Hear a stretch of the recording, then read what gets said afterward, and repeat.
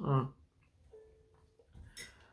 But eventually, we got a watermelon harvest, and it was not a very good watermelon harvest because it was a drought. But we did make some money selling the watermelon, and the stuff that, of course, that we didn't focus on was way more valuable in the long run. The one giant row of cassava we did was way more valuable in the long run. The one row pawpaw or papaya. They call papaya pawpaw also there. We have pawpaws in Ohio. It's a native fruit, but it's totally different. Yeah, way more valuable. We didn't know what we were doing economically, but we sold enough to make it work. And I left, the day before I left, we planted the next succession of seeds, and that was the first day it rained. So that was a really poignant moment to finally get some rain and sow the next the next crops, seeds, right before I left. And I didn't know when I left, I didn't know whether it would work for them. I didn't know whether Junior could do the farm on his own. It was a lot of work for two of us, so I just couldn't imagine just one person doing all that. And yeah, it was really, really tough to leave at that point. I mean, I was tired of cold showers and no electricity, and I was homesick. I lived away from home for like 4 years by then, away from the United States for that long, and I was ready to go, but I didn't know if it was going to work for them. And so I came back home and I started grad school. And,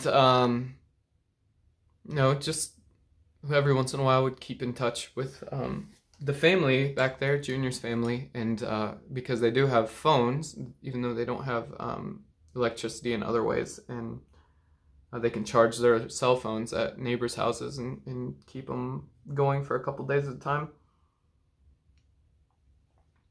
And long story short there, I mean, a long story long already, but long rest of the story short is Junior, who always had a much better farming and business sense than I did when I was there, figured out how to grow stuff that was actually a good idea for one person or a small amount of people to take care of on a small amount of land. And in Fiji, that meant lettuce greens for him. It's a really high value crop in Fiji because it's hot and it's hard to grow there. And he figured out how to do it and take care of it on a small amount of land and make a good profit off of it. And eventually he got goats, and he has some other animals, chickens, I think, maybe even some cows. And he's a highly successful farmer in Fiji now. In fact, several years ago, he won an award for the best new farmer in all of Fiji. So, just take me out of the equation and suddenly his farm is flourishing. So yeah, like that's what their land is now. It's like a goat farm. He manages a bunch of goats. I think that's so much smarter of an idea for what to do with 7 acres and only a few people to manage it. Yeah, than what we were trying to do.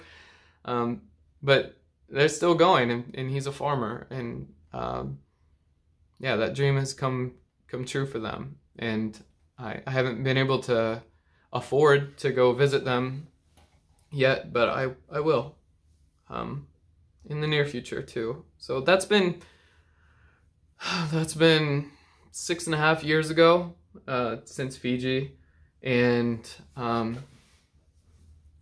for a while after I got home from Fiji, I mean, farming just wasn't, it was just an experience that I had. I was happy to add it to my array of life experiences, but just, I wasn't going to be a farmer.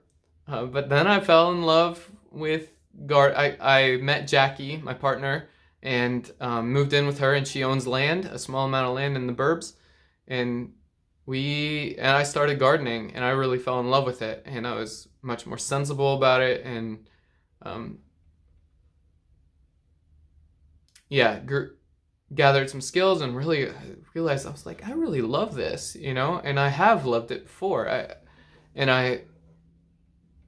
I realized that, you know, just slowly over the years, that I loved it, and I started growing more and more. And this year, I started selling at farmers markets, and I loved that. I loved the business aspect of it just as well as I love the farming aspect of things, everything from A to Z. And as I was facing the decision of what to name my farm, you know, it's kind of hard to find the right name, but just one day it came to me that Vinaka would be the best name for this farm. And Vinaka, of course, is a Fijian word. As I mentioned earlier, it means thank you.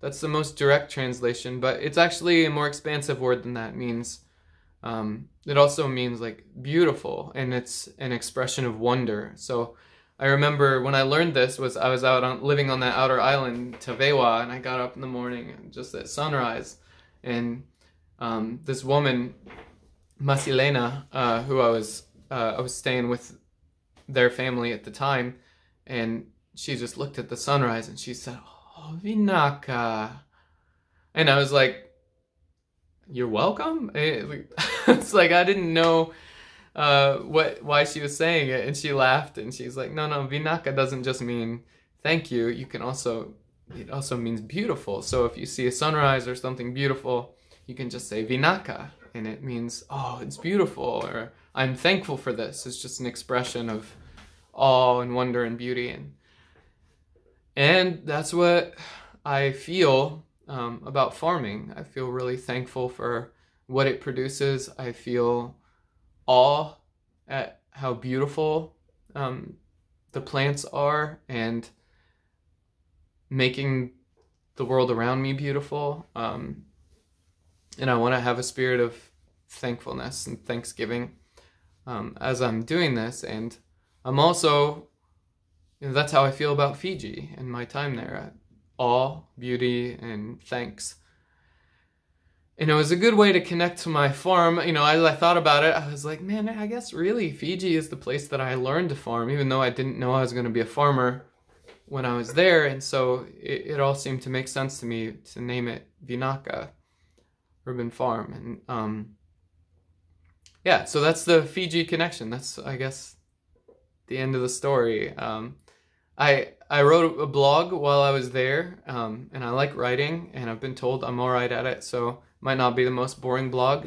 If you check it out, I'll put a link in the show notes of these videos for anybody that wants to check them out. And I've also got a little video of me playing Sam, my banjo lele, and playing Isa Lelia, which is the traditional Fijian song that I know in Fijian. So I'll put a link to that too on this video. So yeah, that's the farm's connection to Fiji, and that's why when you see me at the stand, you'll see a bunch of South Pacific themed displays. These are the very tropical colors, and the stuff that I wear is South Pacific themed, and the name is Vinaka Urban Farm. When I start my videos, I say Bula Vinaka. It means like, oh, hello, in like a big South Pacific hug kind of way. And I say Salako when my videos end, because it means like, I'm out of here, I'm going. That's just how Fijians say goodbye, at least on the mainland. So that's the farm's connection to Fiji, and now you know a little piece of the story.